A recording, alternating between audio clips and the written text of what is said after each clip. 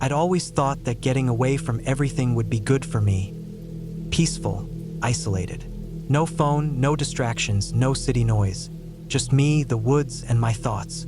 So, when I booked a weekend at a remote cabin in the mountains, I figured it'd be the perfect place to reset after a stressful year. The cabin was an old, one-room structure tucked deep in a forest, miles away from civilization. The kind of place you'd expect to find in a horror story. Secluded, quiet, and surrounded by miles of dense trees. I thought I was prepared, but I had no idea how unprepared I truly was. When I arrived, the cabin was just as I imagined. Charming, rustic, and perfectly tucked away. It had that old wood smell, the kind that felt comforting and nostalgic, like it had been around forever. The weather was perfect, cool but not too cold, with a gentle breeze rustling through the trees. I unloaded my things, mostly some gear for hiking, a few books, and enough food for the weekend. I wasn't planning on leaving once I was settled in. The first night, everything went smoothly. I lit a fire in the fireplace, sat back, and enjoyed the solitude. The crackling of the logs was the only sound, except for the occasional hoot of an owl far off in the distance. The cabin had no electricity, just a few oil lamps, which made the place feel even more isolated. I had no problem with the silence. In fact, it was a relief.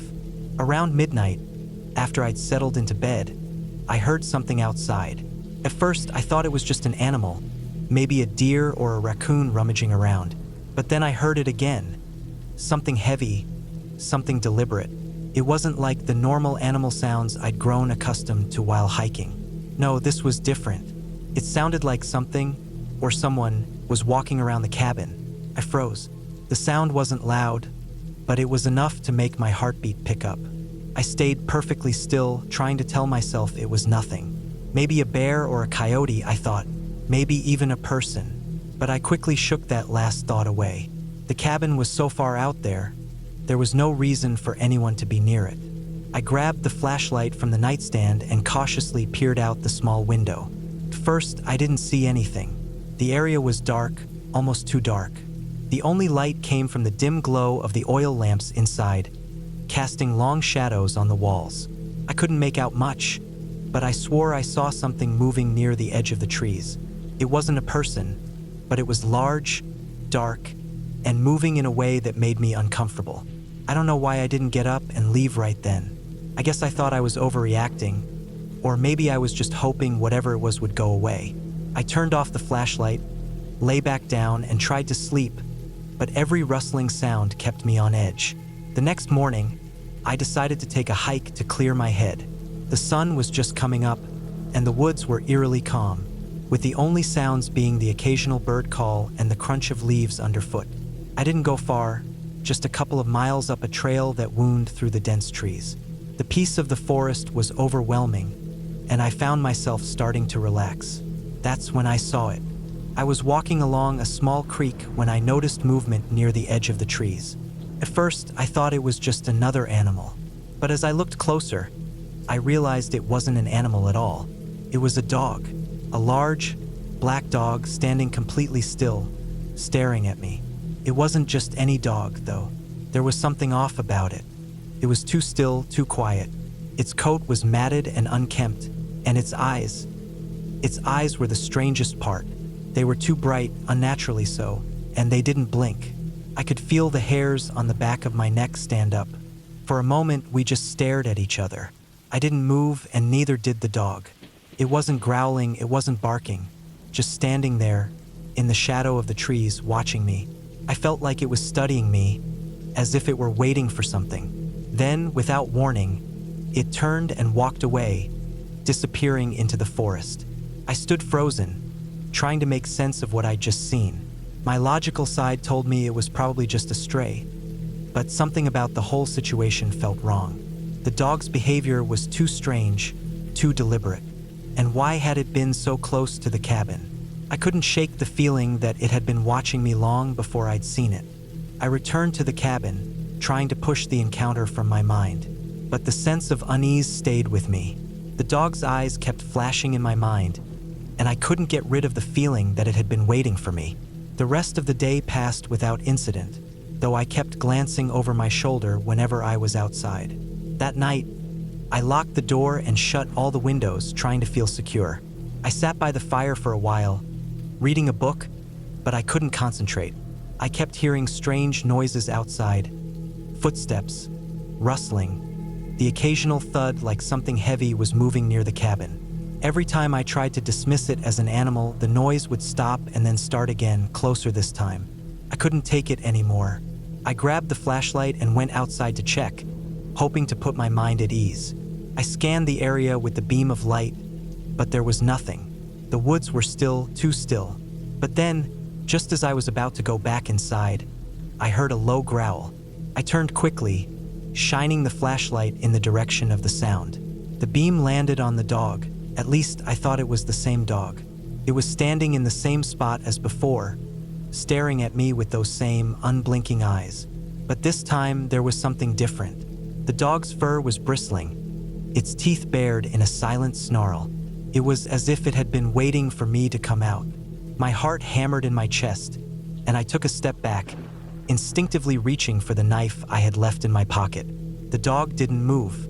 It just stood there, watching me, its eyes glowing in the beam of the flashlight. I slowly backed up toward the door, never taking my eyes off of it. But the dog didn't follow. It just remained in place, as though it was guarding the cabin. I finally slammed the door shut, locking it behind me. I could still hear the faint sound of the dog growling, though it seemed distant now. I sat by the fire, too scared to go to bed, and too anxious to do anything else. The night dragged on, but the dog didn't return. The next morning, I was ready to leave. I packed up my things as quickly as I could, throwing everything into my car without much care. I didn't look outside, didn't want to see that dog again. As I drove down the narrow, winding road, I couldn't help but look in the rearview mirror, half expecting to see that dog following me. It didn't matter if it was real or if I had imagined the whole thing. All I knew was that I couldn't stay there any longer. It wasn't my first time staying in a cabin, but it was my first time going so far off the beaten path. Most of the time, when I thought of a cabin, I pictured something rustic, cozy, with a few amenities and a nearby town or trailhead. This cabin, though, was different. I found it through a website that promised privacy, isolation, and natural beauty.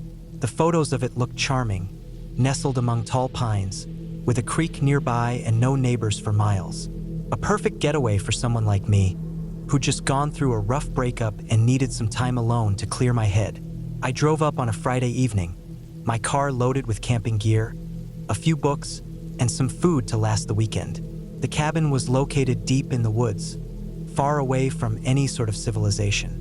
I had to take a long, winding road that seemed to get more and more narrow the further I went. The trees grew closer together, and the road turned into a dirt path, becoming bumpier and harder to navigate as I pressed on. The air smelled different here, cooler, fresher, with a hint of pine that clung to everything. My phone had no service, which at first seemed like a relief. I was used to the constant noise of life, and the idea of being unreachable felt almost peaceful.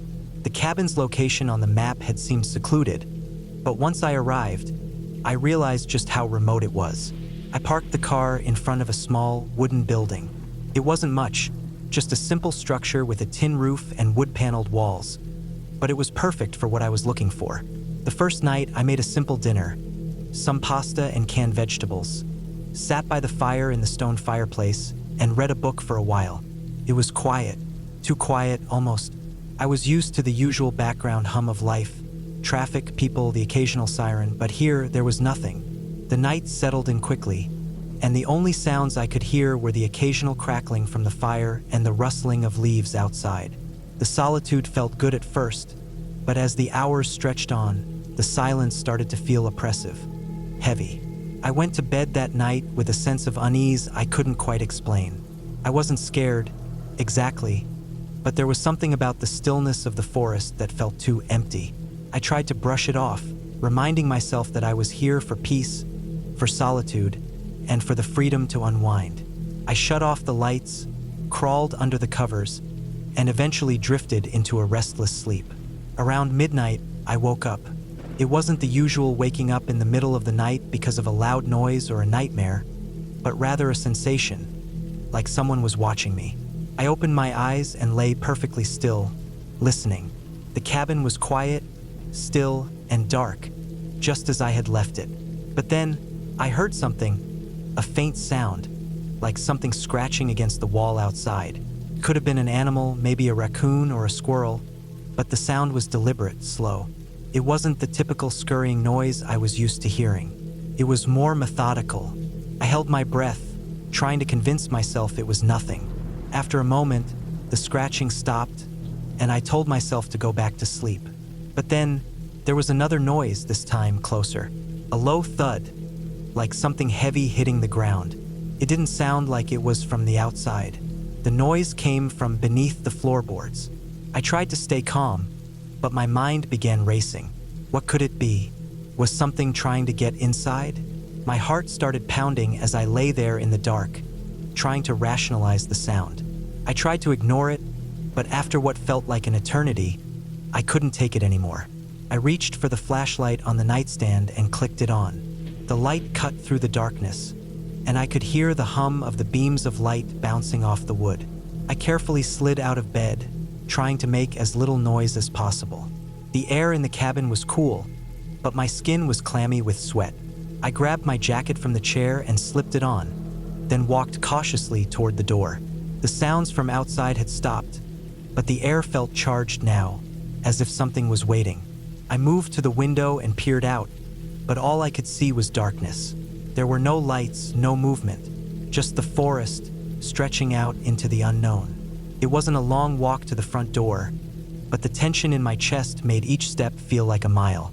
I didn't know if I should open the door or not. I didn't know what was out there. The next morning, I felt a mixture of relief and unease.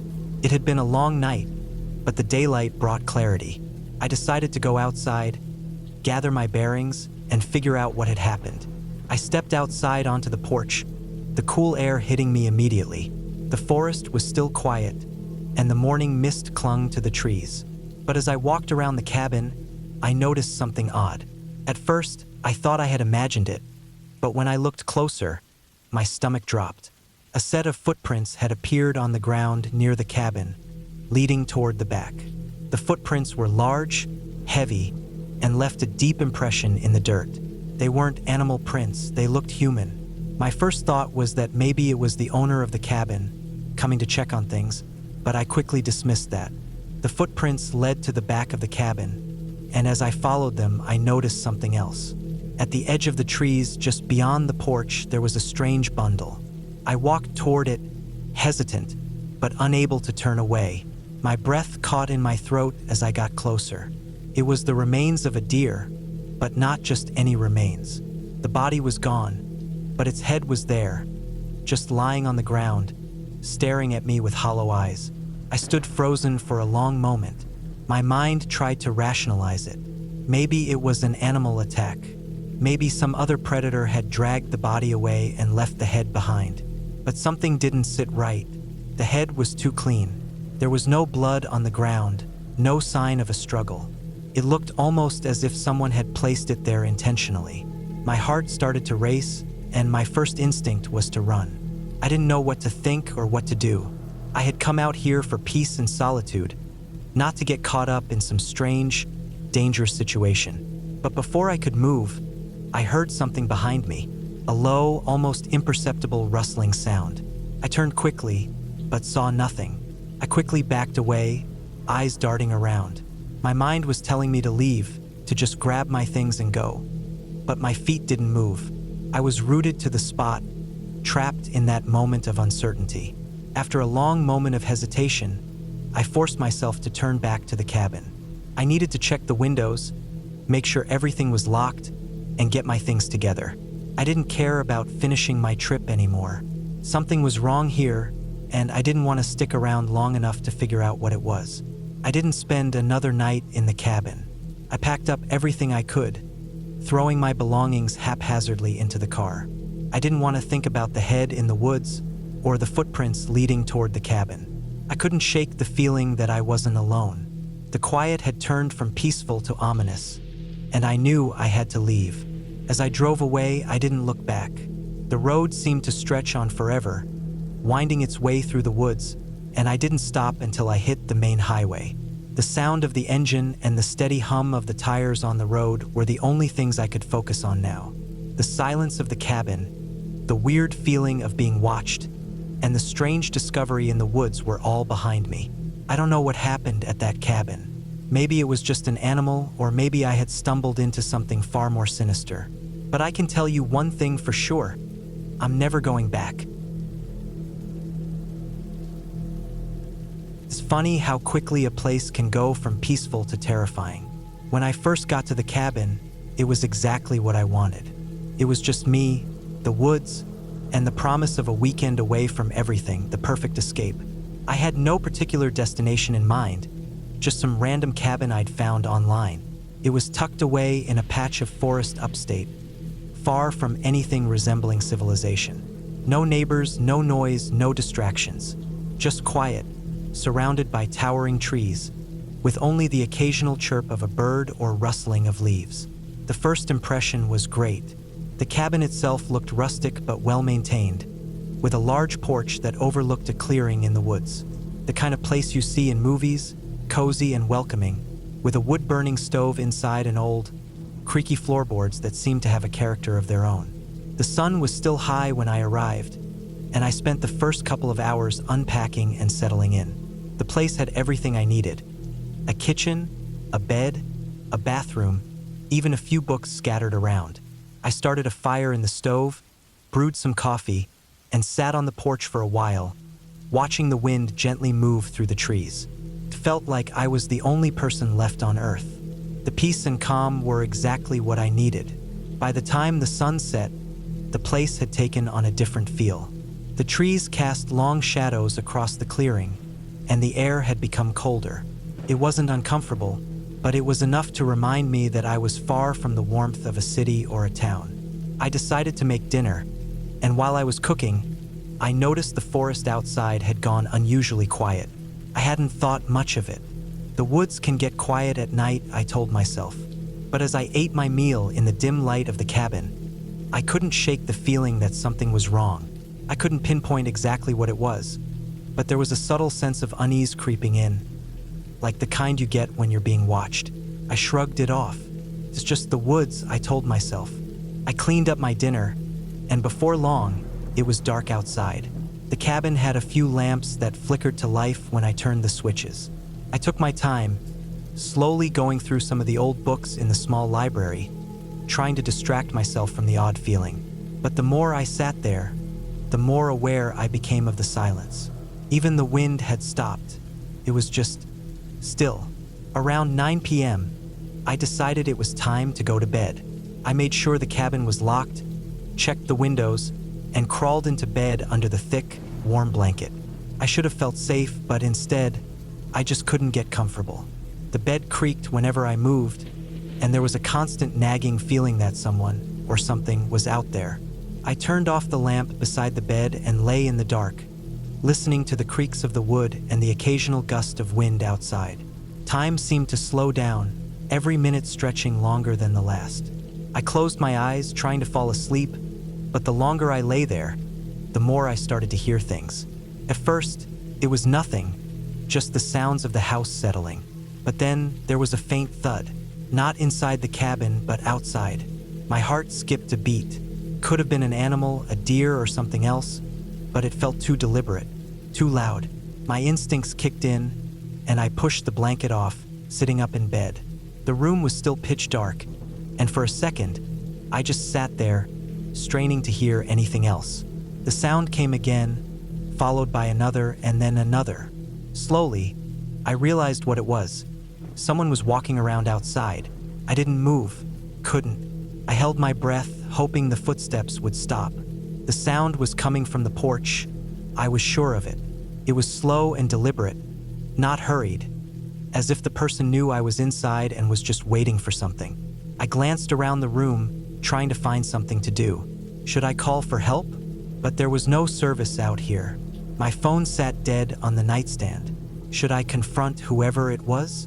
The cabin didn't have a security system, and I didn't have a weapon. All I had was a flashlight, which, at that moment, felt like it was worth nothing. I forced myself to be still, hoping the person would just go away. But the footsteps continued. They circled the cabin, coming closer to the windows. I could hear them on the porch, and then the noise stopped. For a few seconds, there was only silence. Complete silence. I sat there, listening to the sound of my own breathing. My hands were shaking, but I forced myself to take slow, deliberate breaths. Whatever it was outside wasn't moving anymore. It was waiting. I didn't know what to do. Should I open the window and look out? Should I just wait until daylight? But I wasn't sure I could last that long. I was feeling more and more like I was being hunted, like whatever was outside was studying me, waiting for me to make a mistake. I couldn't just stay in bed, but I also didn't want to do anything that might make things worse. Finally, I decided to check. I grabbed the flashlight from the nightstand, feeling the cold metal in my hand. I opened the bedroom door as quietly as possible, the hinges creaking in protest. The air in the hallway was colder than it had been before. I moved slowly, making my way toward the front door. The living room was dim, but I could see through the windows. There was nothing, no movement. But then, I saw something that made my blood run cold. The front door, which had been locked earlier, was slightly ajar. I could feel my chest tightening, my heart hammering in my chest. The door hadn't been opened before. I was sure of it. I had locked it. There was no way it could have opened on its own. I backed away from the door slowly, my mind racing. The footsteps, the door. Someone had been inside the cabin. Had they come in while I was in bed? Was I really alone here? There was no time to think. I didn't want to find out who had opened the door or how long they had been inside. I ran for the back door, thinking I could make a run for it. But when I tried the handle, it wouldn't turn. It was locked. My eyes frantically scanned the room. The windows. I could escape through the window. I ran to the nearest one and tried to open it, but the damn thing was stuck. I could hear the sound of footsteps coming again, and this time they were louder, closer. I wasn't alone. In that moment, I had no choice but to find a way out. I ran back to the bedroom, grabbed my jacket, and headed straight for the window. The lock on this one worked, and I managed to slide it open. It wasn't wide enough to climb through, but it was enough to get a grip on. I pushed with everything I had, the wood creaking under the pressure. And then, with a final grunt, the window gave way. I didn't look back. I didn't think about the possibility of who or what was still inside the cabin. I just scrambled out of the window and ran into the woods. My legs burned from the effort, but I didn't stop. I didn't care if I was lost or if I didn't know the way. I just ran. The only thing on my mind was getting far away from that cabin, from whatever was inside. I ran for what felt like hours, the darkness of the woods surrounding me. Eventually, I came across a road, and I flagged down a passing car. I didn't care who was inside. I just needed to get away. I never went back to that cabin. I never planned to spend the night there. I was just passing through, trying to make it to the next town before dark, but my gaslight had other plans. I hadn't seen another car for miles, and the road just kept twisting through the woods with no signs, no lights, nothing. By the time I saw the turnoff for Blackwood Cabin, I didn't have much of a choice. I figured I'd spend the night, fill up in the morning, and keep going. The place wasn't much, just a single-story cabin tucked at the end of a dirt road surrounded by trees. The kind of place you'd miss if you blinked. There was a gas station a few miles back, long since closed for the night, and nothing else for miles. The owner kept the cabin unlocked for travelers, with a metal box on the counter for cash payments. A handwritten note taped to the wall said, "Pay what you can. Leave the key when you go." Simple, quiet, felt safe enough. The sun was already dipping behind the trees when I parked. The air had that early spring chill, cold enough to make you wish you'd brought a heavier jacket. I grabbed my bag and headed inside. The cabin smelled like wood smoke and old carpet. There was a small kitchen, a couch that sagged in the middle, and a single bedroom down a narrow hall. No TV, no Wi-Fi, not even a radio. just a ticking clock on the wall. I liked that at first. I was tired, and the quiet felt like a relief. I heated a can of soup on the stove, ate it standing up, and checked my phone again. Still no signal. The nearest town wasn't far, but the roads out here weren't the kind you wanted to drive at night. I figured I'd wake up early and get moving. After dinner, I stepped outside to get some air. The woods were dark, the kind of dark that soaks into your skin. The only light came from the porch bulb buzzing overhead. The trees crowded close to the edge of the yard, their branches clattering softly in the breeze. I could barely see past the first row of trunks. That's when I noticed it. A car, parked off to the side near the tree line. It was old, an old sedan with peeling paint and one of the tires half flat. It didn't look like it had moved in years. I walked over to get a closer look, wiping dew off the driver's side window with my sleeve. Empty. The inside was dusty, the back seat full of crumpled fast food bags. I didn't think much of it. It was probably someone who stayed here and left it behind. But as I walked back to the cabin, I noticed something else. Footprints. They weren't fresh, but they were there. A trail of shallow impressions in the dirt leading from the car to the porch steps. They stopped at the door. I felt a prickle on the back of my neck. Maybe it was just a trick of the light. I went back inside, locked the door behind me, and sat down on the couch. For a while, it was quiet. I read a little, wrote some notes in my journal, tried to unwind. But that feeling didn't go away. The sense that I wasn't really alone. I kept glancing at the windows without meaning to. I didn't know what I was expecting to see. Maybe nothing. Maybe someone standing there. By the time I went to bed, I'd almost convinced myself I was being paranoid. The bedroom was small, with a narrow bed and a single window facing the woods. I pulled the curtains shut, got under the covers, and stared at the ceiling. The silence felt heavier now. I was just starting to drift off when I heard it. A creak, soft, slow, from somewhere outside. I sat up, heart pounding. Listened. Could have been the wind, a branch, maybe even an animal. But as I sat there, the sound came again, closer this time. Footsteps, not fast, not hurried. Slow, steady steps moving around the outside of the cabin. I got out of bed, every hair on my arms standing up. I grabbed the flashlight I kept in my bag, crept to the window, and pulled the curtain back an inch. My breath fogged the glass. I wiped it clear with my hand. The yard was empty, but the steps kept going. Moving along the wall, slow and deliberate. I backed away from the window, heart hammering so hard I could hear it in my ears. I made my way to the front door, checked the lock, still secure. Then the porch creaked. I froze. I could hear breathing now, slow, shallow breaths just beyond the door. I felt the weight of it like someone was standing inches away. I wanted to look through the peephole, but I couldn't make myself move. Then the doorknob turned. Not fast, not trying to force it, just testing it. I grabbed the closest thing I could find, a kitchen knife sitting on the counter. My hand was shaking. I backed toward the bedroom, trying to stay quiet. I locked the door, turned off the lights, and crouched low by the bed. I could barely breathe. For a long time, nothing happened. No footsteps, no creaking, just silence. I stayed there for what felt like hours. Eventually, I heard it again, the slow crunch of footsteps moving away from the cabin. When the sun came up, I barely waited to check.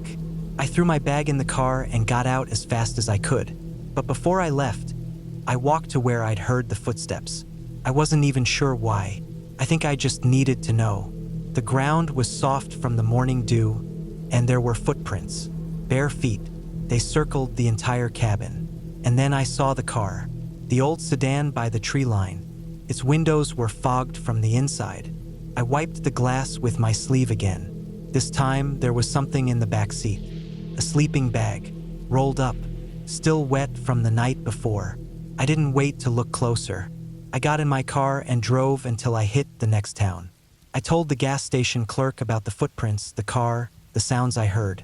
He just shrugged, said people pass through all the time, not all of them friendly. I don't know who it was. I don't know what they wanted, but I do know I'm never going back.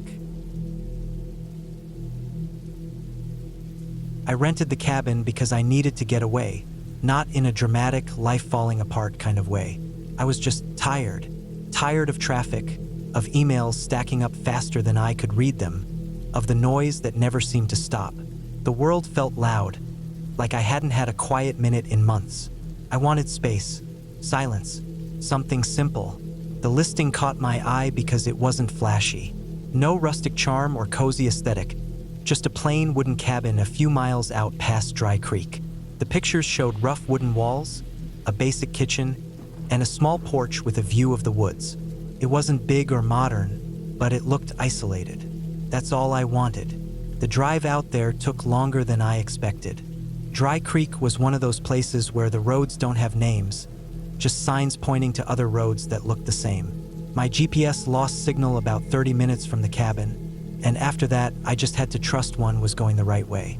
I followed the gravel road through thick trees that clawed at the sides of my car, feeling more uneasy with every mile. By the time I found the place, the sun was dipping low behind the hills. The cabin sat in a clearing surrounded by trees so thick it felt like the woods were pressing in. The dirt driveway ended at a weathered porch. No lights, no sounds, just the creak of my car cooling in the evening air. I got out, stretched my legs, and tried to shake the feeling in my chest. That gnawing sense that something wasn't quite right. It wasn't anything specific. Maybe just the isolation. I wasn't used to it. I grabbed my bag and went inside. The air inside smelled like old wood and cold stone. The floors creaked under my boots. There was a kitchen to the left, a small living area with a fireplace to the right, and a narrow hallway that led to the bedroom and bathroom. No TV, no Wi-Fi, no service. It was exactly what I asked for. I unpacked slowly, trying to let myself settle. The sun dropped behind the trees, turning the windows black. I made dinner, ate it by the fireplace, and sat there for a long time, just listening to the crackle of burning wood. It was quiet, the kind of quiet that makes you aware of your own breathing. I told myself it was peaceful, but I kept glancing at the windows. It's not that I heard anything. I didn't. It was more like a feeling, that sensation you get when someone's standing behind you. I kept telling myself it was just because I wasn't used to the woods. I tried to sleep early. I thought the quiet would help, but it didn't. The bed creaked under me. The mattress was too thin. I stared at the ceiling for what felt like hours, listening to the wind push through the trees. At some point, I drifted off. I woke up to a noise I couldn't explain. It was soft, distant, a thud, then another, slow, steady. I sat up, heart pounding. I waited, holding my breath. I told myself it could have been anything. Animals, branches falling, the house settling. Then it happened again, closer this time. I got out of bed and moved quietly down the hall. The living room was dark. The fireplace had burned down to coals. I stood by the window, squinting into the black. The woods were thick, too dark to see anything. I thought about opening the door to check. Then I realized I hadn't locked it. I crept over and turned the lock slowly, trying not to make a sound. As soon as the bolt clicked into place, something shifted outside, a rustle in the brush. My chest tightened. I flicked off the porch light. I waited. Minutes passed. Nothing. I told myself it was an animal. I wanted it to be an animal. I went back to bed and lay there for hours, heart pounding at every creak of the wood. Eventually, I must have fallen asleep. In the morning, I told myself I'd been paranoid. I went outside to shake the feeling off. The air was cold. My breath fogged in the light. I walked around the cabin, trying to prove to myself there was nothing to worry about. That's when I saw the footprints. They started at the edge of the woods, bare feet, deep impressions in the dirt. They circled the cabin, passing the windows, the porch, stopping at the back door. Then they turned and walked back into the trees. I stared at them for a long time. They were bigger than mine, wider. The dirt around them was still soft. I crouched down, pressed my hand to the earth. It was cold. I thought about leaving right then. I almost did. I even grabbed my keys, sat in the driver's seat for a while. But it was daytime. It felt stupid to leave because of footprints. It was probably some local messing around, or a hiker. I decided to stay. I kept busy that day, Went for a long walk down the trail, tried to clear my head. I got back late, made dinner, drank a beer, tried to pretend I wasn't still thinking about the footprints. By the time it got dark, the uneasiness was back, heavy in my chest. I told myself it was all in my head, until I heard it again. Slow, heavy footsteps on the porch. I froze, my breath caught in my throat. I waited, heart pounding in my chest. I didn't want to look. I didn't want to move. The steps were slow, deliberate, like whoever it was knew I was listening. I grabbed the fireplace poker and crept toward the window. I peeked through the curtain, but I couldn't see anything, just darkness. Then the doorknob rattled. Not hard, slow, testing it. I backed away, heart racing. I thought about running to the car, but I didn't know if I could make it. I locked myself in the bathroom instead, sat with my back against the door, gripping the poker until my hands hurt. I stayed like that until morning. When the sun finally came up, I went outside. I didn't want to, but I had to know. The footprints were back, circling the cabin, stopping at the doors and windows. This time, they didn't go back to the woods. They ended at the porch. I left that morning. I didn't pack. I didn't leave a note. I didn't care. I just drove until I saw people again, until I had service and could call someone. The police went out there later. They told me they found footprints, but no sign of anyone. They said it was probably a prank, or a drifter, something harmless, but they didn't sleep there. I don't know who it was. I don't know what they wanted. I just know I've never felt safe since. Every night I check my locks twice. I keep a light on, and sometimes I still hear footsteps. I should have known better. It's not like I haven't heard the stories, the warnings people throw around about being alone in the woods, how things start to feel different when the sun goes down. I always thought it was exaggerated, just something people say when they're trying to sound tough or dramatic. But I know now that when you're truly isolated, when it's just you and the dark, things feel different. It's not superstition, it's instinct. I rented the cabin because I needed space, not the romantic kind, not some soul-searching break from the world. I just wanted quiet, for walls where no one could reach me for a while. Work had been a mess, life even worse. People say it's good to disconnect, so that's what I did. I picked the most remote spot I could find, somewhere in the woods up north, no cell service, no neighbors. The listing called it rustic. That was putting it nicely. The cabin was barely standing. Faded wood, peeling paint, a roof that sagged in the middle like it was tired of holding itself up. The porch creaked under my boots when I walked up to the door, and I could already feel the damp in the air. Inside, the place smelled like old wood and mildew, the kind of smell that sticks to your clothes. There was a single bedroom, a kitchen with mismatched cabinets, and a living room with a couch that looked like it had been through hell. I didn't care. I wasn't there for comfort. The first day was fine. I spent it settling in, unpacking groceries, chopping wood for the small iron stove in the corner. I was proud of myself for that, chopping wood. Felt like I was doing something real for once, something with my hands instead of staring at a screen. I had dinner early, something simple, and by the time the sun set, I was tired enough to crash. But I didn't sleep well. I kept waking up, not to noises, I wasn't hearing anything, but to this strange, gnawing feeling like I was being watched. Every time I opened my eyes, the room was silent, the windows dark, the kind of dark where you can't tell if it's your eyes playing tricks on you. I told myself it was just the isolation. Being alone messes with your head. The next morning, I shook it off. I spent the day hiking around the property, taking in the woods. It was quiet. No birds, no rustling in the underbrush, just wind through the trees. That was strange. You expect to hear something even way out there, a squirrel, a bird, anything, but it was dead silent. Still, I told myself it was fine. Nature's weird sometimes. That night, the feeling came back, heavier this time. I sat on the couch for hours, reading with a small lamp on, but I kept looking at the windows. There was nothing there, just my own reflection in the glass. But the feeling wouldn't go away. I tried to sleep, but I couldn't shake the sense that something was just outside. Around 2 a.m., I got up. I don't know why. I told myself I was just going to check the stove or get water or something, but I found myself walking to the window by the front door. I pulled the curtain aside just a bit, just enough to peek through. The yard was empty. The trees were still, but there were footprints in the dirt, fresh ones. I froze. My first thought was that it had to be mine. I went outside earlier, right? But no, the prints were too fresh. The edges were sharp. They hadn't been there when I came in. I stared at them for a long time, long enough that my breath fogged up the glass.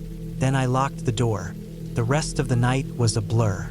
I sat in the chair by the stove, watching the front door. My hands were shaking, but I told myself it was nothing. Probably a hunter passing through. Maybe someone got lost.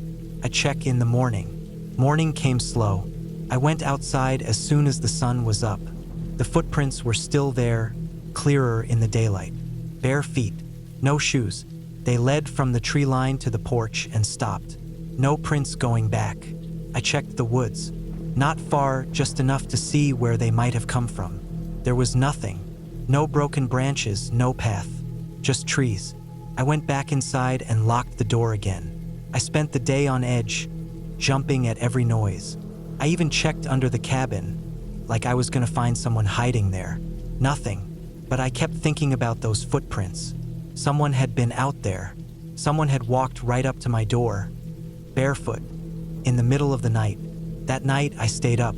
I left all the lights off, sat by the window with the curtain pulled back just a crack. I wanted to catch whoever it was, or at least see them. Hours went by. The woods stayed still. But just after 3 a.m., I saw it. Movement in the trees. It wasn't a person, not the way they moved. They were low to the ground, crawling, staying in the shadows.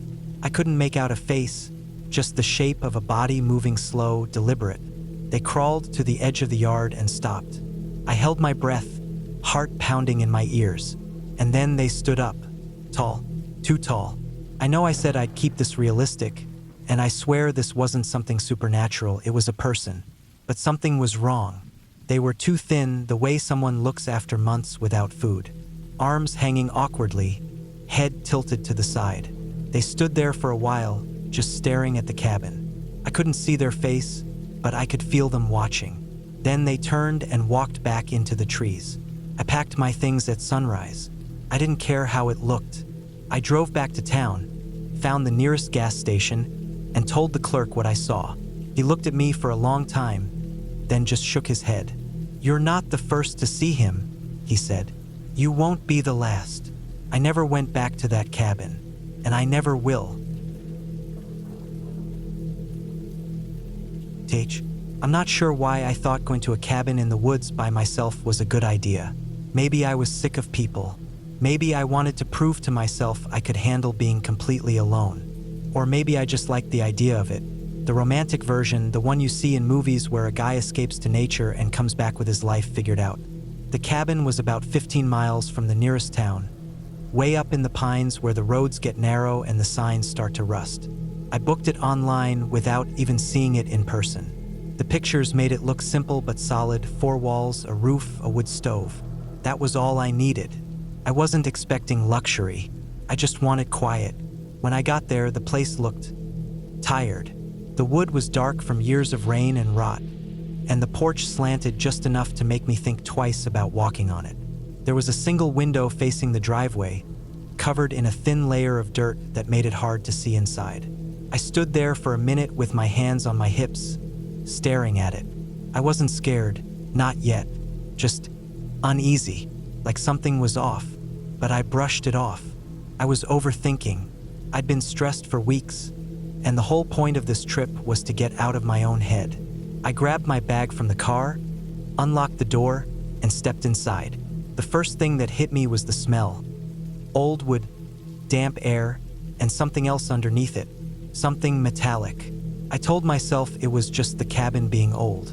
Places like this always smell a little weird. The inside was as simple as I expected. One main room with a couch and a wood stove, a tiny kitchen with old appliances, and a bedroom down the hall. The floors creaked with every step I took, and the walls were thin enough that I could hear the wind pushing against them. But it was fine. It was exactly what I paid for. I spent the first few hours unpacking and getting the place warm. The wood stove took some work, but once it was going, the cabin started to feel cozy. I made a quick dinner, sat on the couch with a book, and listened to the fire crackle. Outside, the woods were completely silent. That's what I noticed first, how quiet it was. I've been camping before. I know what the woods are supposed to sound like at night. You hear crickets, maybe an owl, the rustle of animals moving through the underbrush. But there was none of that, just the wind in the trees. I told myself it was nothing. That night, I didn't sleep well. I kept waking up, but not because of any noise. It was the opposite, it was too quiet. I kept lying there in the dark, staring at the ceiling, feeling like I was being watched. Every time I looked at the window, it was pitch black. No movement, no shapes. But the feeling wouldn't go away. By morning, I was exhausted. I made coffee and tried to shake it off. Being alone messes with your head. I knew that. I figured I just needed to keep busy. So I went for a walk in the woods. The trails around the cabin were overgrown, but I didn't mind. I hiked for a couple of hours, clearing my head, enjoying the fresh air. But when I got back, something was wrong. The front door was open. Not wide open, just a few inches. Enough to make my stomach drop. I stood there on the path for a long time, staring at it. I knew I'd closed it. I was sure of it. I stepped inside slowly. The cabin was cold. The fire had long since burned out. Nothing looked out of place, but the air felt heavier, like someone had just left. I checked the bedroom, the bathroom, even under the bed. No one. I locked the door again, threw a log on the fire, and tried to tell myself it was nothing. Maybe I left it open. Maybe the wind pushed it. That night was worse.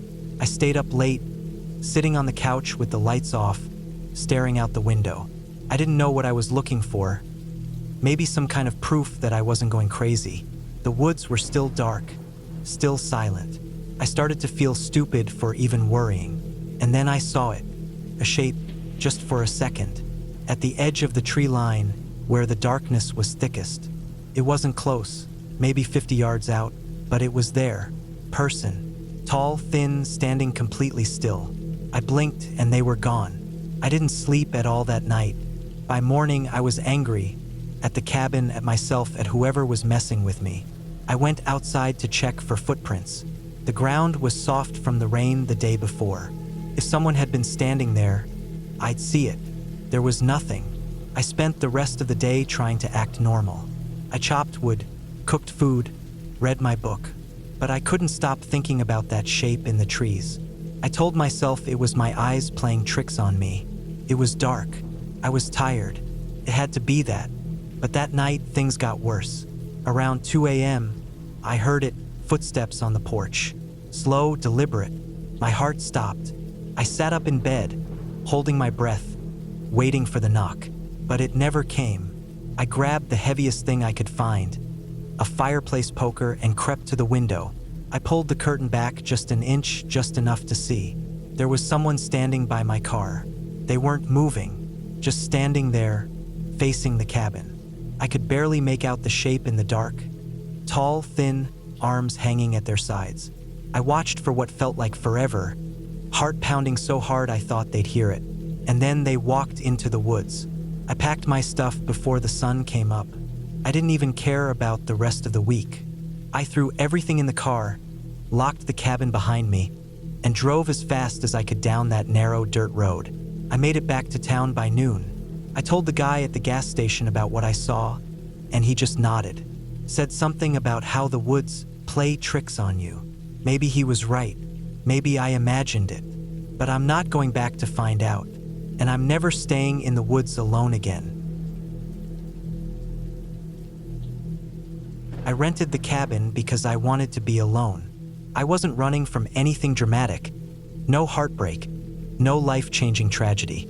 I just needed to get away. I'd spent the last few years grinding through work, staring at screens, and drowning in other people's voices. I couldn't think straight anymore. I figured a week out in the woods would help clear my head.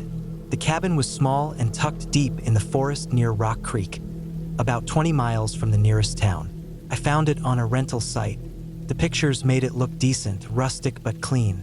Wood stove, a tiny kitchen, a bedroom with a narrow bed. No Wi-Fi, barely any cell service. Exactly what I wanted. The drive up was quiet. The farther I went, the narrower the road got. The trees pressed closer, tall pines crowding the gravel path until it felt like I was driving through a tunnel. When I finally pulled up to the cabin, the sun was low in the sky, turning the trees gold. It was peaceful, but something about the place felt off. The cabin was rougher than the pictures made it seem. The wood was dark and swollen from years of rain, and the windows were streaked with dirt. The front steps sagged when I put weight on them. The porch creaked with every step. It wasn't enough to make me turn back, but it put a knot in my stomach. I told myself it was just my nerves. I wasn't used to being this far out. Inside, the air was cold and still. The cabin smelled like old wood and dust, with that faint metallic smell you get from old pipes. It wasn't terrible, just old. I spent the first hour unpacking my stuff, throwing a few logs in the wood stove, and sweeping out the dead leaves that had blown in under the door. By the time I was done, the sun had dipped below the trees. The windows turned black, reflecting the warm light from inside. I made a quick dinner, ate at the little kitchen table, and sat by the fire until I started to feel tired. It was quiet. No traffic, no voices, just the crackling of the fire and the creak of the walls as the cabin settled. It should have been peaceful, but it wasn't. The silence was too heavy. I kept glancing at the windows, expecting to see, I don't know what, just something. But there was nothing. No movement, no shadows. Still, I couldn't shake the feeling that I was being watched. That first night, I barely slept. I kept waking up, heart pounding, with no idea why. The cabin was silent. I listened for something. Footsteps, knocking, anything. But all I heard was the wind in the trees. I told myself I was overthinking it. I was just jittery from being out there alone. The next morning, I forced myself to shake it off. I made coffee, sat on the porch, and tried to enjoy the view. The woods stretched out in every direction, endless pines rising high against the blue sky. The creek ran somewhere behind the cabin, just far enough that I could hear the faint rush of water. It should have been peaceful, but the woods were too quiet. No birds, no rustling in the underbrush, just the wind. I spent the day hiking around the property, following the creek upstream and circling back through the woods. I found old hunting blinds and a few rusted beer cans near a fire pit, but nothing recent. No signs that anyone had been out there in years. That should have made me feel better. Didn't. When I got back to the cabin, I saw something that made my chest tighten. Footprints. They were faint, pressed into the damp earth near the side of the cabin. Not mine, I was sure of that. They were barefoot. No shoes, no boots. Just the outline of toes and heels, leading toward the back of the cabin, and stopping. I checked everywhere. Around the cabin, under it, even in the woods. There was nothing. I tried to tell myself they were old prints, left over from some camper months ago, but the dirt was soft. They should have been washed away. That night, I kept the stove burning and stayed up late, sitting on the couch with the lights off, watching the windows. I told myself I was just being paranoid. I even laughed at myself a little, sitting there clutching a kitchen knife like I was in some horror movie. But just after 2 a.m., I heard something. Footsteps on the porch. Slow, deliberate. My heart stopped. I froze, barely breathing, straining to listen. The footsteps creaked across the wood, one slow step at a time. They stopped near the front door. I waited for a knock, but it never came. I sat there for hours, heart pounding so loud I thought they could hear it. I wanted to check the window, but I couldn't move. Eventually, the sun came up, the light flooding through the trees. When I finally got the courage to check the porch, there was nothing. No footprints, no sign that anyone had been there. The next day, I packed my stuff. I didn't care about finishing the week. I wanted to leave, but when I got in my car, it wouldn't start. I checked the battery, the cables, everything I could think of. It was fine. It just wouldn't start. I tried my phone. No signal. I had to walk. I grabbed my bag and started down the gravel road. hoping I could make it to town before nightfall. The woods felt different now, heavier. Every rustle in the trees made me stop and look over my shoulder. I kept seeing movement in the corner of my eye, shadows darting between the trees, but every time I turned, there was nothing. I made it about 3 miles before I found the first trap. It was crude, a hole in the ground covered with sticks and leaves. Not deep enough to kill me, but enough to break an ankle if I wasn't paying attention. I stared at it for a long time, heart pounding. This wasn't random. Someone had put it there, and then I heard it. Not footsteps, breathing, slow and steady, coming from somewhere in the trees. I called out, not with words, just a noise, but there was no response. The breathing stopped. I ran. I didn't care about being quiet. I sprinted down the road, heart pounding, breath ragged in my chest. I kept expecting to hear footsteps chasing me, but there was nothing, just the sound of my own breathing and the crunch of gravel under my feet. When I finally saw the edge of the woods, I almost collapsed. The town was small, just a gas station and a few houses, but it felt like the safest place on earth. I burst through the door of the gas station, shaking, barely able to get the words out.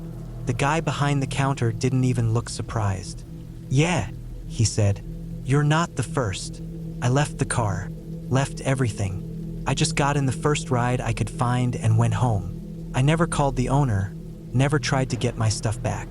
I don't even care about the money I lost. I don't know who was out there or how long they'd been watching, but I'm never going back to find out."